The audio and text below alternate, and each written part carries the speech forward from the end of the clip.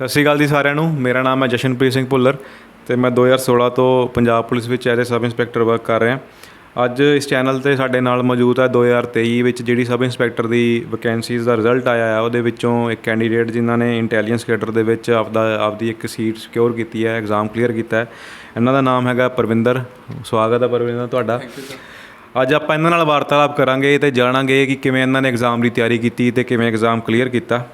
ਤਾਂ ਪਰਵਿੰਦਰ, ਸਭ ਤੋਂ ਪਹਿਲਾਂ ਤਾਂ ਇਹ ਦੱਸੋ ਵੀ ਤੁਹਾਡੀ ਮੁੱਢਲੀ ਸਿੱਖਿਆ ਬਾਰੇ, ਵੀ ਤੁਸੀਂ ਸਕੂਲ ਟਾਈਮ ਜਾਂ ਕਾਲਜ ਵਿੱਚ ਪੜ੍ਹਾਈ 'ਚ ਕਿਵੇਂ ਸੀਗੇ?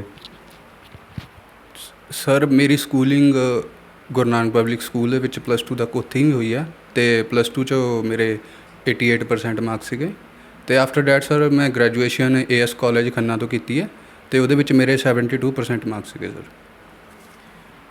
ਅਤੇ ਇੱਕ ਚੀਜ਼ ਦੱਸੋ ਵੀ ਜਿਵੇਂ ਹੁਣ ਤੁਸੀਂ ਐਗਜ਼ਾਮ ਕਲੀਅਰ ਕੀਤਾ, ਚਲੋ ਪੈਸੇ ਤਾਂ ਮੈਨੂੰ ਇਹ ਸਵਾਲ ਪਹਿਲਾਂ ਪੁੱਛਣਾ ਚਾਹੀਦਾ ਸੀਗਾ, ਸਟਿਲ ਹੁਣ ਦੱਸੋ ਤੁਸੀਂ ਵੀ ਤੁਹਾਨੂੰ ਲੱਗ ਕਿਵੇਂ ਰਿਹਾ ਅਤੇ ਤੁਹਾਡੇ ਪਰਿਵਾਰ ਨੂੰ ਕਿਵੇਂ ਲੱਗ ਰਿਹਾ ਆ ਵੀ ਤੁਹਾਡਾ ਐਗਜ਼ਾਮ ਕਲੀਅਰ ਹੋ ਗਿਆ? ਕਿਵੇਂ ਦੀ ਫੀਲਿੰਗ ਆ ਰਹੀ ਹੈ? ਸਰ, ਪਰਿਵਾਰ ਤਾਂ ਸਰ ਸਾਰੇ ਬਹੁਤ ਜ਼ਿਆਦਾ ਹੈਪੀ ਨੇ ਸਰ। ਅਤੇ ਇੱਕ ਕੌਨਫੀਡੈਂਸ ਜਿਹਾ ਬੂਸਟ ਹੁੰਦਾ ਸਰ, ਜਿਵੇਂ ਕਿ ਸਾਡੇ ਨਾਲ ਦੇ ਕਹਿੰਦੇ ਸੀ ਵੀ ਇੱਧਰ ਪੰਜਾਬ 'ਚ ਕੁਛ ਨਹੀਂ ਬਣਦਾ ਹੈਗਾ। ਅਤੇ ਜਦੋਂ ਆਪਾਂ ਟਰਾਈ ਨਹੀਂ ਕਰਦੇ ਸਰ, ਉਹਨਾਂ ਨੇ ਕੋਈ ਟਰਾਈ ਨਹੀਂ ਕੀਤਾ ਸੀ। ਜਦੋਂ ਟਰਾਈ ਕੀਤਾ ਸਰ, ਸਾਨੂੰ ਪਤਾ ਲੱਗਿਆ ਵੀ ਇੱਧਰ ਵੀ ਬਹੁਤ ਜ਼ਿਆਦਾ ਆਪਸ਼ਨਸ ਹੈਗੀਆਂ ਨੇ ਬੰਦੇ ਕੋਲ। ਤਾਂ ਜਿਵੇਂ ਤੁਸੀਂ ਕਹਿ ਰਹੇ ਹੋ ਵੀ ਪੰਜਾਬ ਵਿੱਚ ਅਕਸਰ ਲੋਕ ਕਹਿੰਦੇ ਵੀ ਕੁਛ ਨਹੀਂ ਬਣਦਾ, ਤਾਂ ਕੀ ਤੁਸੀਂ ਤੁਹਾਡੇ ਮਨ 'ਚ ਜਾਂ ਫਿਰ ਘਰਦਿਆਂ ਨੇ ਕਦੇ ਕਿਹਾ ਵੀ, ਜਾਂ ਰਿਸ਼ਤੇਦਾਰਾਂ ਨੇ ਕਿਸੇ ਨੇ ਕਿਹਾ ਹੋਵੇ ਵੀ ਸਰਕਾਰੀ ਨੌਕਰੀ ਦੀ ਕਾਹਨੂੰ ਤਿਆਰੀ ਕਰਨ ਲੱਗੇ ਹੋ ਅਤੇ ਤੁਸੀਂ ਕੁਛ ਹੋਰ ਮਨ ਬਣਾਇਆ ਹੋਵੇ ਕਰਨ ਦਾ? ਸਰ, ਪਹਿਲਾਂ ਤਾਂ ਮੇਰਾ ਏਮ ਇਹੀ ਸੀਗਾ ਵੀ ਆਫਟਰ ਗ੍ਰੈਜੂਏਸ਼ਨ ਕੈਨੇਡਾ ਹੀ ਜਾਣਾ। ਅਤੇ ਸਰ ਜਦੋਂ ਮੇਰੀ ਗ੍ਰੈਜੂਏਸ਼ਨ ਹੋਈ ਤਾਂ ਲੋਕਡਾਊਨ ਲੱਗਿਆ ਹੋਇਆ ਸੀਗਾ ਅਤੇ ਨਾ ਹੀ ਕੋਈ ਆਇਲਸ ਸੈਂਟਰ ਓਪਨ ਸੀਗਾ ਅਤੇ ਨਾ ਹੀ ਕੋਈ ਔਨਲਾਈਨ ਵਗੈਰਾ ਸਾਨੂੰ ਇੰਨਾ ਕੁਛ ਪਤਾ ਸੀ ਵੀ ਤਿਆਰੀ ਹੋ ਸਕਦੀ ਔਨਲਾਈਨ। ਅਤੇ ਫਿਰ ਸਰ ਮੈਂ ਸੋਚਿਆ ਵੀ ਇੱਧਰ ਹੀ ਕਿਉਂ ਨਾ ਕੁਛ ਟਰਾਈ ਕੀਤਾ ਜਾਵੇ। ਅਤੇ ਫਿਰ ਸਰ ਸਬ ਇੰਸਪੈਕਟਰ ਦੀ ਰਿਕਰੂਟਮੈਂਟ ਆਈ 2021 ਦੇ ਵਿੱਚ, ਅਤੇ ਮੈਨੂੰ ਸਰ ਕੁਛ ਪਤਾ ਨਹੀਂ ਸੀਗਾ ਵੀ ਕੀ ਸਿਲੇਬਸ ਹੈ ਜਾਂ ਕੁਛ ਵੀ। ਅਤੇ ਇੱਦਾਂ ਹੀ ਜਿੱਦਾਂ ਆਪਾਂ ਔਨਲਾਈਨ ਸਰਚ ਕਰਦੇ ਹਾਂ ਵੀ ਕਿੱਦਾਂ ਤਿਆਰੀ ਕਰਦੇ ਹਾਂ, ਉੱਦਾਂ ਹੀ ਮੈਂ ਸਰ YouTube 'ਤੇ ਸਰਚ ਕੀਤਾ ਅਤੇ ਤੁਹਾਡੀ ਹੀ ਵੀਡੀਓ ਪਹਿਲੇ 'ਤੇ ਆਈ ਟੌਪ 'ਤੇ, ਅਤੇ ਮੈਂ ਦੇਖਿਆ ਅਤੇ ਉਹਦੇ ਵਿੱਚੋਂ ਮੈਨੂੰ ਸੰਘਰਸ਼ ਅਕੈਡਮੀ ਬਾਰੇ ਪਤਾ ਲੱਗਿਆ। ਅਤੇ ਉਦੋਂ ਪਤਾ ਲੱਗਣ ਤੋਂ ਸਰ ਜੁਲਾਈ ਦੇ ਵਿੱਚ ਮੈਂ ਜੁਆਇਨ ਕੀਤੀ ਸੀਗੀ। ਅਤੇ ਸਰ ਜੁਲਾਈ ਦੇ ਵਿੱਚ ਜੁਆਇਨ ਕਰਕੇ ਅਗਸਤ 'ਚ ਸਬ ਇੰਸਪੈਕਟਰ ਦਾ ਐਗਜ਼ਾਮ ਆ ਗਿਆ ਸੀਗਾ। ਅਤੇ ਹਾਂਜੀ, ਅਤੇ ਸਬ ਇੰਸਪੈਕਟਰ ਦਾ ਐਗਜ਼ਾਮ ਦੇ ਫੋਰਮ ਵੀ ਆਏ ਸੀ ਸਰ, ਕਾਂਸਟੇਬਲ ਦੇ ਵੀ ਆਏ ਸੀਗੇ। ਅਤੇ ਸਬ ਇੰਸਪੈਕਟਰ ਦਾ ਸਰ ਮੈਂ ਤਿਆਰੀ ਕੀਤੀ 1.5 ਮਹੀਨੇ ਜੁਲਾਈ, ਅਤੇ ਸ਼ਾਇਦ ਅਗਸਤ ਦੇ 15 ਪਤਾ ਨਹੀਂ 17 ਨੂੰ ਐਗਜ਼ਾਮ ਸੀਗਾ ਸਰ ਮੇਰਾ। ਅਤੇ 17 ਨੂੰ ਐਗਜ਼ਾਮ ਹੋਇਆ ਅਤੇ ਸਰ ਮੇਰਾ ਐਗਜ਼ਾਮ ਬਹੁਤਾ ਵਧੀਆ ਨਹੀਂ ਹੋਇਆ ਸੀਗਾ ਸਬ ਇੰਸਪੈਕਟਰ ਦਾ। ਕਾਫੀ ਘੱਟ, ਅਰਾਊਂਡ 480 ਉਹ ਮਾਰਕਸ ਬਣ ਰਹੇ ਸੀਗੇ ਮੇਰੇ, 460 480। ਅਤੇ ਫਿਰ ਸਰ ਮੈਂ ਤਿਆਰੀ ਬਸ 1.5 ਮਹੀਨੇ ਦੀ ਤਿਆਰੀ ਨਾਲ ਮੈਂ ਕਿਹਾ ਵੀ ਨਹੀਂ, ਫਿਰ ਕੈਨੇਡਾ ਹੀ ਸ਼ਿਫਟ ਕਰਦੇ ਹਾਂ ਵੀ ਇੱਧਰ ਕੁਛ ਨਹੀਂ ਹੈਗਾ। ਅਤੇ ਫਿਰ ਸਰ ਕਾਂਸਟੇਬਲ ਦਾ ਸਤੰਬਰ ਦੇ ਵਿੱਚ ਉਦੋਂ ਅਗਲੇ ਮਹੀਨੇ ਪੇਪਰ ਹੋਇਆ ਅਤੇ ਮੈਂ ਉਹ ਪੇਪਰ ਦਿੱਤਾ ਸਰ, ਅਤੇ ਉਹ ਮੇਰਾ ਪੇਪਰ ਵਧੀਆ ਹੋ ਗਿਆ। ਅਤੇ ਸਰ ਉਹ ਫਿਰ ਬਾਅਦ ਵਿੱਚ ਵਧੀਆ ਹੋਇਆ ਤਾਂ ਫਿਰ ਫਿਜ਼ੀਕਲ ਲਈ ਲਿਸਟ ਆ ਗਈ, ਉਹਦੇ ਵਿੱਚ ਮੇਰਾ ਫਿਜ਼ੀਕਲ ਲਈ ਨਾਮ ਆ ਗਿਆ। ਅਤੇ ਸਰ ਮੈਂ ਫਿਜ਼ੀਕਲ ਦੀ ਤਿਆਰੀ ਕਰਦਾ ਰਿਹਾ ਉਹਦੇ ਤੋਂ ਬਾਅਦ। ਅਤੇ ਫਿਰ ਸਰ ਸਾਡਾ ਦਸੰਬਰ ਦਾ ਫਿਜ਼ੀਕਲ ਕਲੀਅਰ ਹੋ ਗਿਆ ਸੀ ਕਾਂਸਟੇਬਲ 'ਚ। ਅਤੇ ਕਲੀਅਰ ਹੋਣ ਤੋਂ ਬਾਅਦ ਸਰ ਪਹਿਲਾਂ ਉਹਨਾਂ ਦਾ ਰਿਜ਼ਲਟ ਤਾਂ 1 ਜਨਵਰੀ ਦੇ ਵਿੱਚ ਹੀ ਪਾਤਾ ਸੀਗਾ, ਅਤੇ ਉਹਦੇ ਵਿੱਚ ਸਰ ਮੇਰਾ ਕੁਛ ਕੁ 100 ਦੇ ਵਿੱਚੋਂ ਰੈਂਕ ਸੀਗਾ। ਅਤੇ ਫਿਰ ਸਰ ਬਟ ਅੰਦਰੋਂ ਮੈਨੂੰ ਸੈਟਿਸਫੈਕਸ਼ਨ ਨਹੀਂ ਸੀ ਵੀ ਕਾਂਸਟੇਬਲ ਜੁਆਇਨ ਕਰਨਾ। ਅਤੇ ਫਿਰ ਮੈਂ ਸਰ ਆਇਲਸ ਵੱਲ ਹੀ ਸ਼ਿਫਟ ਹੋ ਗਿਆ ਸੀਗਾ। ਮੈਂ ਆਇਲਸ ਦੀ ਕਲਾਸਿਸ ਸ਼ੁਰੂ ਕਰਤੀਆਂ ਦੁਬਾਰਾ ਵੀ ਆਇਲਸ ਹੀ ਕਰਾਂਗੇ। ਅਤੇ ਫਿਰ ਸਰ ਆਇਲਸ ਦੀ ਕਲਾਸਾਂ ਕਰਦੇ ਕਰਦੇ ਸਰ ਇਹਦਾ ਮਈ ਜੂਨ ਦੇ ਵਿੱਚ ਕਾਂਸਟੇਬਲ ਦਾ ਰਿਜ਼ਲਟ ਆਇਆ, ਅਤੇ ਇਹਦੇ ਵਿੱਚੋਂ ਮੈਨੂੰ ਪਤਾ ਲੱਗਿਆ ਵੀ ਮੇਰਾ ਕੁਛ ਵੀ 1.5 ਮਹੀਨੇ ਦੀ ਤਿਆਰੀ ਦੇ ਨਾਲ ਹੀ ਕੁਛ ਕੁ 100 'ਚ ਰੈਂਕ ਆ ਗਿਆ। ਮੈਨੂੰ ਐਗਜ਼ੈਕਟ ਤਾਂ ਯਾਦ ਨਹੀਂ ਹੈ। ਅਤੇ ਸਰ ਮੈਂ ਸੋਚਿਆ ਵੀ ਜਦੋਂ ਆਪਾਂ 1.5 ਮਹੀਨੇ ਦੀ ਤਿਆਰੀ ਨਾਲ ਵੀ 3-4 ਲੱਖ ਕੈਂਡੀਡੇਟ ਦਿੰਦੇ ਨੇ ਪੇਪਰ, ਪਤਾ ਲੱਗਿਆ ਸੀ ਵੀ 3-4 ਲੱਖ ਕੈਂਡੀਡੇਟ ਨੇ ਦਿੱਤਾ, ਵੀ 1.5 ਮਹੀਨੇ ਦੀ ਤਿਆਰੀ ਨਾਲ ਜਦੋਂ ਆਪਾਂ ਕੁਛ 100 ਦੇ ਵਿੱਚ ਆ ਸਕਦੇ ਹਾਂ ਲੱਖਾਂ 'ਚੋਂ, ਅਤੇ ਕੁਛ ਕਿਉਂ ਨਾ ਟਰਾਈ ਕੀਤਾ ਜਾਵੇ ਦੁਬਾਰਾ। ਅਤੇ ਫਿਰ ਸਰ ਸਾਡਾ ਕਾਂਸਟੇਬਲ ਦਾ ਮੈਡੀਕਲ ਦੀ ਕਾਲ ਆਈ। 6 ਜੁਲਾਈ ਨੂੰ ਸਰ ਮੇਰਾ ਮੈਡੀਕਲ ਹੋਇਆ ਸੀਗਾ, ਅਤੇ 12 ਜੁਲਾਈ ਨੂੰ ਸਰ ਮੈਂ ਰਿਜ਼ਾਈਨ ਪਾਇਆ ਸੀਗਾ। ਅਤੇ ਰਿਜ਼ਾਈਨ ਸਰ ਮੈਂ ਘਰ ਵੀ ਨਹੀਂ ਦੱਸਿਆ ਸੀਗਾ ਵੀ ਰਿਜ਼ਾਈਨ ਪਾਉਣਾ। ਘਰਦਿਆਂ ਨੂੰ ਇੱਦਾਂ ਸੀ ਵੀ ਚਲੋ ਜੋਬ ਮਿਲ ਗਈ, ਗੌਰਮੈਂਟ ਜੋਬ ਮਿਲ ਗਈ, ਅਤੇ ਕਿਉਂ ਹੀ ਰਿਜ਼ਾਈਨ ਪਾਉਣਾ। ਅਤੇ ਮੈਂ ਬਿਨਾਂ ਦੱਸੇ ਹੀ ਸਰ ਰਿਜ਼ਾਈਨ ਪਾਇਆ ਆ। ਅਤੇ ਫਿਰ ਮੈਨੂੰ ਇੱਦਾਂ ਸੀ ਵੀ ਜੇ ਮੈਂ 1.5 ਮਹੀਨੇ ਨਾਲ ਇੰਨੇ ਵਧੀਆ ਮਾਰਕਸ ਲੈ ਸਕਦਾ, ਕਿਉਂ ਨਾ ਮੈਂ ਥੋੜ੍ਹਾ ਜਿਹਾ ਆਪਣੇ ਆਪ 'ਤੇ ਥੋੜ੍ਹਾ ਜਿਹਾ ਹੋਰ ਸਟਰੈਸ ਪਾ ਕੇ ਲੰਬੀ ਤਿਆਰੀ ਕਰਕੇ ਦੇਖਾਂ। ਅਤੇ ਫਿਰ ਸਰ ਮੈਂ 12 ਜੁਲਾਈ ਤੋਂ ਬਾਅਦ ਸਬ ਇੰਸਪੈਕਟਰ ਦੇ ਪੇਪਰ ਲਈ ਦੁਬਾਰਾ ਤਿਆਰੀ ਸ਼ੁਰੂ ਕਰਤੀ ਸੀ। ਅਤੇ ਫਿਰ ਸਰ ਸਬ ਇੰਸਪੈਕਟਰ ਦੇ ਅਗਸਤ ਦੇ ਵਿੱਚ ਆਇਆ ਸੀਗਾ ਵੀ ਤੁਹਾਡਾ ਐਗਜ਼ਾਮ 16 ਅਕਤੂਬਰ ਨੂੰ ਹੋਣਾ। ਤੇ ਫਿਰ ਸਰ ਮੈਂ ਤਿਆਰੀ ਜੁਲਾਈ ਅਗਸਤ ਸਤੰਬਰ 3 ਮਹੀਨੇ ਸਰ 12 13 ਘੰਟੇ ਕਰਦਾ ਰਿਹਾ ਸਰ। 14 ਘੰਟੇ ਤੱਕ ਵੀ ਚਲੇ ਜਾਂਦੀ ਸੀ। ਤੇ ਫਿਰ ਸਰ 16 ਅਕਤੂਬਰ ਨੂੰ ਸਾਡਾ ਐਗਜ਼ਾਮ ਹੋਇਆ ਤੇ ਫਿਰ ਸਰ ਮੇਰਾ ਐਗਜ਼ਾਮ ਵਧੀਆ ਹੋ ਗਿਆ ਸੀ। ਤਾਂ ਮਤਲਬ ਕੁੱਲ ਮਿਲਾ ਕੇ ਤੁਸੀਂ 2021 ਵਾਲੀ ਜਿਹੜੀ ਸਬ ਇੰਸਪੈਕਟਰ ਦੀ ਭਰਤੀ ਜਦੋਂ ਆਈ ਸੀਗੀ ਤਾਂ ਉਹ ਤੋਂ 1 ਮਹੀਨਾ ਪਹਿਲਾਂ ਤੁਸੀਂ ਤਿਆਰੀ ਸ਼ੁਰੂ ਕੀਤੀ, 1.5 ਮਹੀਨਾ ਪਹਿਲਾਂ। ਉਸ ਟਾਈਮ ਤੁਹਾਡਾ ਪੇਪਰ 'ਚ ਨੰਬਰ ਵਧੀਆ ਨਹੀਂ ਆਏ, ਉਸ ਤੋਂ ਬਾਅਦ ਥੋੜ੍ਹਾ ਜਿਹਾ ਡੋਲ ਗਏ ਵੀ ਅਸੀਂ ਬਾਹਰ ਵੱਲ ਧਿਆਨ ਦਈਏ ਨਾ, ਆਇਲਸ ਵੱਲ ਚਲੇ ਗਏ। ਫਿਰ ਉਸ ਤੋਂ ਬਾਅਦ ਤੁਸੀਂ ਕਹਿ ਰਹੇ ਹੋ ਵੀ ਜਿਹੜਾ 22 'ਚ ਪੇਪਰ ਹੋਇਆ ਸਤੰਬਰ ਦੇ ਵਿੱਚ, ਉਸ ਤੋਂ ਪਹਿਲਾਂ ਤੁਸੀਂ 3 ਮਹੀਨੇ ਸ਼ਿੱਦਤ ਨਾਲ ਲਾਏ। 3 ਮਹੀਨੇ ਲਾਏ ਸਰ। ਠੀਕ ਹੈ। ਅਤੇ ਤੁਸੀਂ ਉਹਦੇ ਵਿੱਚ 12-14 ਘੰਟੇ ਪੜ੍ਹਦੇ ਰਹੇ। ਹਾਂਜੀ ਸਰ। ਅਤੇ ਉਹਦੇ ਵਿੱਚ ਤੁਸੀਂ ਦੱਸੋਗੇ ਵੀ 12-14 ਘੰਟੇ ਜਿਹੜੀ ਚੀਜ਼ਾਂ ਤੁਸੀਂ ਕੀਤੀਆਂ ਆ ਵੀ ਸੋਰਸ ਕੀ ਫੋਲੋ ਕੀਤੇ ਤੁਸੀਂ? ਮਤਲਬ ਕੋਈ ਜਿਵੇਂ ਤੁਸੀਂ ਦੱਸਿਆ ਵੀ ਸੰਘਰਸ਼ ਅਕੈਡਮੀ ਤੋਂ ਪੜ੍ਹ ਰਹੇ ਹੋ, ਜਿਵੇਂ ਉਹਨਾਂ ਨੇ ਕਿਹਾ ਉੱਦਾਂ ਤੁਸੀਂ ਕਰਦੇ ਰਹੇ ਜਾਂ ਮਤਲਬ ਕੁਛ ਹੋਰ ਵੀ ਤੁਸੀਂ ਮੱਥਾ ਮਾਰਿਆ ਆਪਦੇ ਵੱਲੋਂ? ਸਰ ਮੈਂ ਜਿਵੇਂ ਕਿ ਕੋਈ ਟੌਪਿਕ ਕਰਵਾਤਾ ਮੈਥ ਦਾ ਸੰਘਰਸ਼ ਅਕੈਡਮੀ ਦੇ ਵਿੱਚ, ਕੋਈ ਵੀ ਟੌਪਿਕ ਸਰ, ਜਿਵੇਂ ਰੇਸ਼ੋ ਐਂਡ ਪ੍ਰਪੋਰਸ਼ਨ ਲਾ ਲਈਏ, ਅਤੇ ਜਦੋਂ ਮੈਂ ਟੌਪਿਕ ਦੇ ਲੈਕਚਰ ਦੇਖ ਲਏ ਤਾਂ ਮੈਂ ਉਦੋਂ ਹੀ ਵੀ ਆਪਣੇ TCS ਨਹੀਂ ਐਗਜ਼ਾਮ ਲੈਣਾ ਸੀ। TCS ਹੋਰ ਵੀ ਕਾਫੀ ਐਗਜ਼ਾਮ ਲੈਂਦੀ ਹੈ, ਜਿਵੇਂ CGL, HSL, CPO, ਅਤੇ ਮੈਂ ਸਰ ਉਹ ਟੌਪਿਕ ਦੇ ਰਿਲੇਟਡ ਪ੍ਰੀਵੀਅਸ ਈਅਰ ਦੇ TCS ਦੇ ਕੁਐਸਚਨ ਸੋਲਵ ਕਰ ਲੈਂਦਾ ਸੀ ਨਾਲ ਦੀ ਨਾਲੇ। ਅਤੇ ਫਿਰ ਸਰ ਮੈਂ ਕੋਈ ਵੀ ਗੈਪ ਨਹੀਂ ਪਾਇਆ ਹੈਗਾ ਉਹ 3 ਮਹੀਨੇ ਦੇ ਵਿੱਚ। ਮੈਨੂੰ ਇੱਕ ਦਿਨ ਦੀ ਮੇਰੀ ਕਾਪੀ ਬਣੀ ਪਈ ਆ ਵੀ ਮੈਂ ਅੱਜ ਆਹ ਕੀਤਾ ਸੀਗਾ।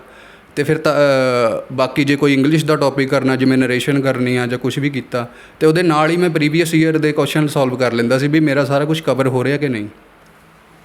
ਤਾਂ ਜਿਵੇਂ ਕਿ ਪਰਵਿੰਦਰ ਨੇ ਦੱਸਿਆ ਵੀ ਜਦੋਂ ਐਗਜ਼ਾਮ ਦੇਣਾ ਸੀਗਾ ਇਹਨਾਂ ਨੇ, ਉਹ ਤੋਂ 3 ਮਹੀਨੇ ਪਹਿਲਾਂ ਹੀ ਚੱਜ ਨਾਲ ਜਾਂ ਸ਼ਿੱਦਤ ਨਾਲ ਤਿਆਰੀ ਕੀਤੀ ਆ, ਅਤੇ ਉਦੋਂ 12 ਘੰਟੇ 13 ਘੰਟੇ ਜਾਂ ਲਗਭਗ ਇੰਨਾ ਪੜ੍ਹਦੇ ਰਹੇ ਆ। ਅਤੇ ਮੈਂ ਵੀ ਕੈਂਡੀਡੇਟਸ ਨੂੰ ਪਹਿਲਾਂ ਜਿਵੇਂ YouTube 'ਤੇ ਦੱਸਦਾ ਰਿਹਾ ਸੀਗਾ ਵੀ ਇੰਨਾ ਟਾਈਮ ਪੜ੍ਹਨਾ ਚਾਹੀਦਾ ਜਾਂ ਤੁਸੀਂ ਐਗਜ਼ਾਮ ਜਲਦੀ ਕਲੀਅਰ ਕਰਨਾ।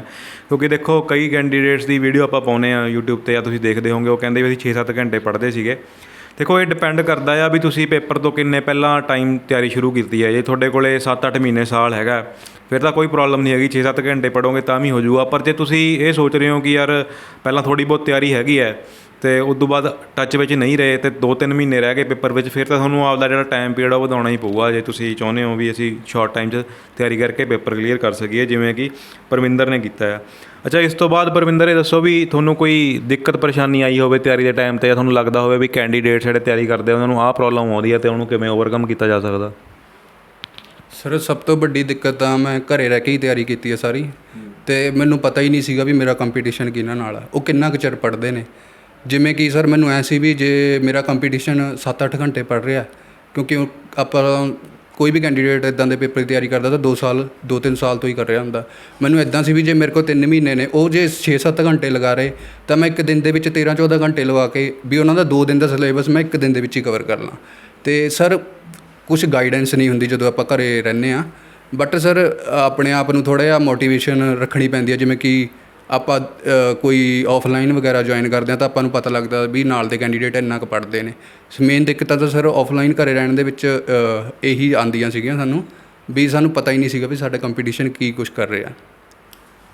ਤਾਂ ਜਿਵੇਂ ਕਈ ਕੈਂਡੀਡੇਟਸ ਪੁੱਛਦੇ ਹੁੰਦੇ ਆ ਵੀ ਅਸੀਂ ਆਫਲਾਈਨ ਕੋਚਿੰਗ ਲਈਏ ਕਿਤੋਂ ਜਾਂ ਔਨਲਾਈਨ ਲਈਏ ਜਾਂ ਕਿਵੇਂ ਆ, ਤਾਂ ਦੇਖੋ ਜਿਵੇਂ ਪਰਵਿੰਦਰ ਨੇ ਇੱਕ ਪੁਆਇੰਟ ਰੇਜ਼ ਕੀਤਾ, ਇਹੀ ਹੈ ਵੀ ਜੇ ਤੁਸੀਂ ਆਫਲਾਈਨ ਕਿਤੇ ਪੜ੍ਹ ਰਹੇ ਹੋ ਤਾਂ ਥੋੜ੍ਹਾ ਇਹ ਬੈਨੀਫਿਟ ਹੋ ਜਾਂਦਾ ਵੀ ਤੁਹਾਨੂੰ ਪਤਾ ਲੱਗ ਜਾਂਦਾ ਵੀ ਕੰਪੀਟੀਸ਼ਨ ਕਿੰਨਾ ਕੁ ਹੈ ਅਤੇ ਨਾਲ ਦੇ ਕਿੰਨਾ ਕੁ ਪੜ੍ਹ ਰਹੇ ਆ। ਇੱਕ ਥੋੜ੍ਹਾ ਜਿਹਾ ਕਲਾਸਰੂਮ ਵਾਲਾ ਮਾਹੌਲ ਮਿਲਦਾ ਤਾਂ ਥੋੜ੍ਹੀ ਕੰਪੀਟੀਸ਼ਨ ਦੀ ਫੀਲਿੰਗ ਆਉਂਦੀ ਹੈ, ਤਾਂ ਬੰਦਾ ਬੈਟਰ ਕਰ ਸਕਦਾ ਹੈ। ਪਰ ਇਹ ਨਹੀਂ ਹੈ ਕਿ ਜੇ ਤੁਸੀਂ ਔਨਲਾਈਨ ਕਰ ਰਹੇ ਹੋ ਤਾਂ ਕਰ ਨਹੀਂ ਸਕਦੇ। ਜਿਵੇਂ ਪਰਵਿੰਦਰ ਨੇ ਵੀ ਔਨਲਾਈਨ ਹੀ ਪੜ੍ਹਿਆ ਆ ਸਾਰਾ ਕੁਛ, ਆਫਲਾਈਨ ਨਹੀਂ ਕੀਤਾ ਕਿਤੇ ਕੁਛ, ਅਤੇ ਆਪਦੇ ਆਪ ਨੂੰ ਮੋਟੀਵੇਟਡ ਰੱਖਿਆ ਆ ਕਿ ਨਹੀਂ ਯਾਰ ਵੀ ਜੇ ਅਗਲੇ ਬੰਦੇ 6-7 ਘੰਟੇ ਪੜ੍ਹ ਰਹੇ ਹੋਣਗੇ, ਮੇਰੇ ਕੋਲ ਟਾਈਮ ਘੱਟ ਹੈ ਅਤੇ ਜਿੰਨਾ ਟਾਈਮ ਹੈ ਜਿੰਨੇ ਮਹੀਨੇ ਉਹਦੇ ਵਿੱਚ ਹੀ ਆਪਦੇ ਟਾਈਮ ਪੀਰੀਅਡ ਨੂੰ ਵਧਾ ਕੇ ਤਿਆਰੀ ਕੀਤੀ ਹੈ। ਅਤੇ ਇਸ ਤੋਂ ਇਲਾਵਾ ਤੁਸੀਂ ਕੈਂਡੀਡੇਟਸ ਨੂੰ ਕੁਛ ਦੱਸਣਾ ਚਾਹੁੰਦੇ ਹੋ ਕਿ ਆਹ ਚੀਜ਼ਾਂ ਕਰਨ ਜਾਂ ਆਹ ਚੀਜ਼ਾਂ ਨਾ ਕਰਨ ਤਿਆਰੀ ਦੇ ਟਾਈਮ? ਸਰ ਵੈਸੇ ਤਾਂ ਤੁਸੀਂ ਮੋਸਟਲੀ ਦੱਸਿਆ ਹੀ ਹੋਇਆ ਆਪਣੇ ਚੈਨਲ 'ਤੇ, ਬਟ ਫਿਰ ਵੀ ਮੈਂ ਕੁਛ ਹਾਈਲਾਈਟ ਕਰ ਦਿੰਦਾ। ਜਿਵੇਂ ਕਿ ਸਰ ਪ੍ਰੀਵੀਅਸ ਈਅਰ ਆਪਾਂ ਨੂੰ ਦੇਖਣਾ ਚਾਹੀਦਾ ਜ਼ਿਆਦਾ ਤੋਂ ਜ਼ਿਆਦਾ। ਜਿਵੇਂ ਇੱਕ ਟੌਪਿਕ ਕਰ ਲਿਆ ਹੈਗਾ ਪਰ ਤਾਂ ਆਪਾਂ ਨੂੰ ਨਾਲ ਦੀ ਨਾਲ ਹੀ ਉਹਦੇ ਕੁਐਸਚਨ ਕਰ ਲੈਣੇ ਚਾਹੀਦੇ ਨੇ, ਅੱਗੇ ਨਹੀਂ ਪਾਉਣੇ ਚਾਹੀਦੇ ਹੈਗੇ। ਅਤੇ ਸਰ ਰੈਗੂਲੈਰਿਟੀ ਰੱਖਣੀ ਚਾਹੀਦੀ ਹੈ। ਜਿਵੇਂ ਕਿ ਜੇ 1-2 ਦਿਨ ਦਾ ਗੈਪ ਵੀ ਪੈਂਦਾ ਤਾਂ ਬੰਦਾ ਬਹੁਤ ਪਿੱਛੇ ਹੋ ਜਾਂਦਾ ਕੰਪੀਟੀਸ਼ਨ ਤੋਂ, ਉਹ ਰਿਦਮ ਨਹੀਂ ਰਹਿੰਦੀ ਹੈਗੀ ਸਰ। ਅਤੇ ਫਿਰ ਆਪਾਂ ਨੂੰ ਅਤੇ ਨਾਲ ਆਪਣੇ ਆਪ ਨੂੰ ਮੋਟੀਵੇਸ਼ਨ ਆਪਣੇ ਆਪ ਹੀ ਦੇਣੀ ਪੈਂਦੀ ਹੈ ਸਰ। ਅਤੇ ਕਈ ਵਾਰ ਬੰਦੇ ਦੇ ਖਿਆਲ ਆਉਂਦੇ ਨੇ ਵੀ ਨਹੀਂ ਹੋਣਾ, ਸਾਡੇ ਕੋਲ ਟਾਈਮ ਘੱਟ ਆ, ਬਟ ਸਰ ਆਪਾਂ ਨੂੰ ਰਿਜ਼ਲਟ ਦੇ ਬਿਨਾਂ ਸੋਚਦੇ ਹੋਏ ਆਪਣੀ ਬਸ ਤਿਆਰੀ ਵੱਲ ਹੀ ਜ਼ਿਆਦਾ ਧਿਆਨ ਦੇਣਾ ਚਾਹੀਦਾ। ਇੱਕ ਸਵਾਲ ਹੋਰ ਹੈ, ਜਿਵੇਂ ਤੁਸੀਂ ਆਪ ਇਸ ਟਾਈਮ 'ਚੋਂ ਨਿਕਲੇ ਹੋ ਵੀ ਤੁਸੀਂ ਸੋਚਿਆ ਵੀ ਮੈਂ ਬਾਹਰ ਮੂਵ ਕਰ ਜਾਂ, ਕਾਫੀ ਕੈਂਡੀਡੇਟਸ ਪੰਜਾਬ ਦੇ ਇੱਦਾਂ ਦੇ ਆ ਜਿਹੜੇ ਮੈਨੂੰ ਲੱਗਦਾ ਹੋ ਸਕਦਾ ਕਈਆਂ ਨੇ ਜ਼ਿਆਦਾ ਟਾਈਮ ਤਿਆਰੀ ਕੀਤੀ ਹੋਵੇ, ਪਰ ਕੁਛ ਜ਼ਿਆਦਾਤਰ ਇੱਦਾਂ ਦੇ ਜਿਹੜੇ ਇੱਕ ਅਟੈਂਪਟ ਦਿੰਦੇ, ਕੋਈ ਇੱਕ ਪੇਪਰ ਦਿੰਦੇ ਆ, ਕੁਛ ਨੰਬਰਾਂ ਤੋਂ ਰਹਿ ਗਏ ਜਾਂ 2 ਪੇਪਰ ਦਿੱਤੇ, ਕੁਛ ਨੰਬਰਾਂ ਤੋਂ ਰਹਿ ਗਏ, ਅਤੇ ਜਦੋਂ ਹੀ ਹੌਸਲਾ ਆਪਦਾ ਢਾਹ ਲੈਂਦੇ ਆ ਅਤੇ ਆਇਲਸ ਕਰਕੇ ਬਾਹਰ ਵੱਲ ਰੁੱਖ ਕਰ ਲੈਂਦੇ ਆ, ਉਹਨਾਂ ਨੂੰ ਤੁਸੀਂ ਕੀ ਕਹਿਣਾ ਚਾਹੋਗੇ? ਸਰ ਜਿਹੜੇ ਆਇਲਸ ਕਰਕੇ ਜਾਂਦੇ ਨੇ ਉੱਧਰ ਕਰਦੇ ਤਾਂ ਲੇਬਰ ਵਰਕ ਹੀ ਨੇ, ਕੋਈ ਜ਼ਿਆਦਾ ਇੱਦਾਂ ਕੋਈ ਵਧੀਆ ਤਾਂ ਉਹਨਾਂ ਨੂੰ ਕੋਈ ਜੋਬ ਦੇ ਨਹੀਂ ਦਿੰਦੇ ਹੈਗੇ। ਜਿੰਨੀ ਸਰ ਉਹ ਉੱਧਰ ਉਹ ਮਿਹਨਤ ਕਰਦੇ ਨੇ, ਜੇ ਉਨੀ ਮਿਹਨਤ ਉਹ ਇੱਥੇ 50-60% ਵੀ ਕਰਨ ਤਾਂ ਉਹਦੇ ਨਾਲੋਂ ਬਹੁਤ ਹੀ ਵਧੀਆ ਰੁਜ਼ਗਾਰ ਇੱਧਰ ਮਿਲ ਸਕਦਾ। ਅਤੇ ਹੁਣ ਤਾਂ ਆਪਸ਼ਨਲ ਵੀ ਬਹੁਤ ਬੰਦੇ ਕੋ ਹੋ ਗਈਆਂ ਸਰ, ਜਿਵੇਂ ਕਿ ਪੰਜਾਬ ਪੁਲਿਸ ਦੀ ਰਿਕਰੂਟਮੈਂਟ ਐਨੂਅਲ ਹੋ ਗਈ ਆ, ਅਤੇ ਬੰਦੇ ਤਿਆਰੀ ਕਰਦਾ ਰਹੇ ਤਾਂ ਆਰਾਮ ਨਾਲ ਕੋਈ ਨਾ ਕੋਈ ਇੱਥੇ ਸੈਟਲ ਜੋਬ ਮਿਲ ਜਾਂਦੀ ਹੈ। ਦੇਖੋ ਜਿਵੇਂ ਪਰਵਿੰਦਰ ਵੀ ਦੱਸ ਰਿਹਾ, ਇੱਦਾਂ ਹੀ ਆ ਵੀ ਬੰਦੇ ਨੂੰ ਹੌਸਲਾ ਨਹੀਂ ਕਦੇ ਹਾਰਨਾ ਚਾਹੀਦਾ ਹੈਗਾ। ਹੋ ਸਕਦਾ ਵੀ ਪਹਿਲਾ ਅਟੈਂਪਟ ਤੁਸੀਂ ਦਿੱਤਾ, ਦੂਜਾ ਦਿੱਤਾ, ਨਹੀਂ ਹੋਇਆ ਪੇਪਰ ਕਲੀਅਰ, ਉੱਥੋਂ ਆਪਦੀ ਗਲਤੀਆਂ ਨੂੰ ਦੇਖੋ, ਗਲਤੀਆਂ ਨੂੰ ਫੜੋ ਵੀ ਕੀ ਗਲਤੀਆਂ ਕਰ ਰਹੇ ਹੋ। ਅਤੇ ਬਾਕੀ ਏਡੀ ਕੋਈ ਗੱਲ ਨਹੀਂ ਹੈਗੀ, ਜੇ ਤੁਹਾਨੂੰ ਕਿਸੇ ਨੂੰ ਐਂ ਲੱਗ ਰਿਹਾ ਸਾਡਾ ਐਗਜ਼ਾਮ ਨਹੀਂ ਹੋ ਰਿਹਾ ਕਲੀਅਰ, ਪਤਾ ਨਹੀਂ ਕੀ ਪ੍ਰੋਬਲਮ ਆ ਰਹੀ ਹੈ, ਤਾਂ ਤੁਸੀਂ ਮੇਰੇ ਨਾਲ ਕੰਟੈਕਟ ਕਰ ਸਕਦੇ ਹੋ। ਮੈਨੂੰ ਐਂ ਲੱਗਦਾ ਵੀ ਜਿਹੜਾ ਬੰਦਾ ਕੋਈ ਸ਼ਿੱਦਤ ਨਾਲ ਤਿਆਰੀ ਕਰ ਰਿਹਾ, ਅਤੇ ਮੈਂ ਜਾਂ ਫਿਰ ਕੋਈ ਵੀ ਬੰਦਾ ਜਿਹੜਾ ਪਹਿਲਾ ਐਗਜ਼ਾਮ ਕਲੀਅਰ ਕਰ ਚੁੱਕਿਆ, ਜੇ ਕਿਸੇ ਦੀ ਕੋਈ ਬਾਂਹ ਫੜਦਾ ਜਾਂ ਹੈਲਪ ਕਰਦਾ, ਤਾਂ ਕਦੇ ਹੋ ਨਹੀਂ ਸਕਦਾ ਵੀ ਪੇਪਰ ਕਲੀਅਰ ਨਾ ਹੋਵੇ। ਬਸ ਥੋੜ੍ਹਾ ਜਿਹਾ ਸਟਰੀਮਲਾਈਨ ਕਰਨ ਦੀ ਲੋੜ ਹੁੰਦੀ ਹੈ ਵੀ ਯਾਰ ਆਹ ਗਲਤੀਆਂ, ਇਹ ਚੀਜ਼ਾਂ ਦੇਖ ਲਓ, ਇਹ 'ਤੇ ਕੰਮ ਕਰੋ, ਆਪਦੀ ਗਲਤੀਆਂ ਨੂੰ ਫੜੋ। ਜਿਹੜੇ ਤੁਸੀਂ ਸਵਾਲ ਗਲਤ ਕਰ ਰਹੇ ਹੋ ਪੇਪਰਾਂ ਦੇ ਵਿੱਚ, ਜਾਂ ਟੈਸਟ ਸੀਰੀਜ਼ ਦੇਣੀ ਬਹੁਤ ਜ਼ਰੂਰੀ ਹੈ, ਟੈਸਟਾਂ ਵਿੱਚ ਦੇਖੋ ਵੀ ਆਹ ਸਵਾਲ ਸਾਡੇ ਗਲਤ ਹੋ ਰਹੇ, ਤਾਂ ਕਿ ਪੇਪਰ ਵਿੱਚ ਤੁਹਾਡੇ ਜਿਹੜੇ ਆਨਸਰ ਆ ਉਹ ਗਲਤ ਨਾ ਹੋਣੇ, ਟੈਸਟ ਵਿੱਚ ਤੁਸੀਂ ਫੜ ਲਓ। ਅਤੇ ਨਾਲ ਹੀ ਪਰਵਿੰਦਰ ਤੁਹਾਨੂੰ ਟੈਸਟ ਬਾਰੇ ਗੱਲ ਕੀਤੀ ਹੈ, ਮੈਂ ਤਾਂ ਤੁਹਾਨੂੰ ਪੁੱਛਣਾ ਚਾਹੂੰਗਾ ਵੀ ਤੁਸੀਂ ਵੀ ਟੈਸਟ ਸੀਰੀਜ਼ ਦਿੱਤੀ ਸੀ ਕੋਈ, ਜਾਂ ਮਤਲਬ ਬਿਨਾਂ ਟੈਸਟ ਸੀਰੀਜ਼ ਦੀ ਹੀ ਤਿਆਰੀ ਕਰਕੇ ਚਲੇ ਗਏ ਸੀ ਪੇਪਰ 'ਚ? ਸਰ ਜਦੋਂ ਮੇਰਾ ਐਗਜ਼ਾਮ ਦੇ ਵਿੱਚ ਆਲਮੋਸਟ 15 ਦਿਨ ਰਹਿ ਗਏ ਸੀਗੇ ਸਰ, ਫਿਰ ਮੈਂ ਟੈਸਟ ਸੀਰੀਜ਼ ਜੁਆਇਨ ਕਰ ਲਈਆਂ ਸੀ 2-3 ਇੰਸਟੀਟਿਊਟ ਦੀਆਂ, ਅਤੇ ਸਰ ਮੈਂ ਰੋਜ਼ ਟੈਸਟ ਹੀ ਦਿੰਦਾ ਸੀਗਾ। ਅਤੇ ਬਾਅਦ ਵਿੱਚ ਉਹ ਟੈਸਟ ਦਾ ਸਰ ਐਨਾਲਿਸਿਸ ਕਰਨਾ ਬਹੁਤ ਜ਼ਰੂਰੀ ਆ ਵੀ ਮੇਰੇ ਮੈਥ ਦੇ ਵਿੱਚੋਂ ਜਿਵੇਂ 30 ਨੰਬਰ ਦਾ ਮੈਥ ਆਉਣਾ ਸੀਗਾ ਸਾਡੇ ਸਬ ਇੰਸਪੈਕਟਰ ਦੇ ਐਗਜ਼ਾਮ 'ਚ, 30 'ਚੋਂ ਇੰਨੇ ਬਣ ਰਹੇ ਨੇ, ਅਤੇ ਇੰਗਲਿਸ਼ 'ਚੋਂ ਇੰਨਾ, ਵੀ ਕਿਹੜੇ ਟੋਪਿਕ 'ਚ ਸਾਨੂੰ ਜ਼ਿਆਦਾ ਦਿੱਕਤ ਆ ਰਹੀ ਆ। ਅਤੇ ਫਿਰ ਸਰ ਉਹ ਐਨਾਲਿਸਿਸ ਦੇ ਹਿਸਾਬ ਨਾਲ ਜਿਹੜੇ ਟੋਪਿਕ 'ਚ ਦਿੱਕਤ ਆਉਂਦੀ ਸੀਗੀ, ਅਤੇ ਫਿਰ ਮੈਂ ਉਹਦੀ ਰਿਵੀਜ਼ਨ ਉਹੀ ਦਿਨ ਕਰਦਾ ਸੀਗਾ। ਹਾਂਜੀ, ਲੱਗਦਾ ਆਲਮੋਸਟ ਸਾਰੀ ਚੀਜ਼ਾਂ ਕੰਪਲੀਟ ਕਰ ਲਈਆਂ ਆ। ਅਤੇ ਇਸ ਤੋਂ ਇਲਾਵਾ ਵੀ ਜੇ ਤੁਹਾਡੇ ਮਨ 'ਚ ਕੋਈ ਡਾਊਟ ਹੋਵੇ ਤਿਆਰੀ ਦੇ ਸੰਬੰਧ 'ਚ, ਤਾਂ ਤੁਸੀਂ ਸਬ ਇੰਸਪੈਕਟਰ PP ਨਾਮ ਤੋਂ ਟੈਲੀਗ੍ਰਾਮ 'ਤੇ ਗਰੁੱਪ ਆ, ਉੱਥੇ ਮੈਨੂੰ ਜਾ ਕੇ ਮੈਸੇਜ ਕਰ ਸਕਦੇ ਹੋ ਅਤੇ ਸਵਾਲ ਪੁੱਛ ਸਕਦੇ ਹੋ। ਅਤੇ ਨਾਲ ਹੀ ਇੰਸਟਾਗ੍ਰਾਮ 'ਤੇ JS ਭੁੱਲਰ ਵਲੋਗਸ ਨਾਮ ਤੋਂ ਮੇਰਾ ਪੇਜ ਆ, ਉੱਥੇ ਜਾ ਕੇ ਮੈਨੂੰ ਮੈਸੇਜ ਕਰ ਸਕਦੇ ਹੋ। ਅਤੇ ਇੱਦਾਂ ਦੀਆਂ ਹੋਰ ਇਨਫੋਰਮੇਸ਼ਨਲ ਵੀਡੀਓ ਸੁਣਨ ਲਈ ਤੁਸੀਂ ਇਸ ਚੈਨਲ ਨੂੰ ਸਬਸਕ੍ਰਾਈਬ ਕਰ ਸਕਦੇ ਹੋ। ਧੰਨਵਾਦ ਜੀ ਤੁਹਾਡਾ ਸਾਰਿਆਂ ਦਾ ਵੀਡੀਓ ਦੇਖਣ ਲਈ, ਅਤੇ ਧੰਨਵਾਦ ਪਰਵਿੰਦਰ ਤੁਹਾਡਾ ਟਾਈਮ ਦੇਣ ਲਈ।